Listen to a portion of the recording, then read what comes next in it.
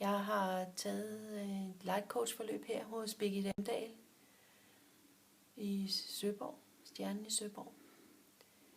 Og det startede med, at jeg var i en periode i mit liv, hvor jeg havde brug for hjælp. Og jeg bad universet om at sende mig et menneske, som kunne hjælpe mig. Og så mødte jeg Birgit. Jeg fik en personlig session, som var til stor hjælp for mig. Jeg kan huske, da jeg gik hjem, der tænkte jeg, wow, det vil jeg også gerne kunne. Så jeg tilmeldte mig forløbet som light coach. Og jeg har lært en del metoder om, hvordan at jeg kan elske mig selv i meditationer og i praksis hver dag. Det har hjulpet rigtig meget. Det har været stærkt udviklende, det forløb, jeg har været igennem.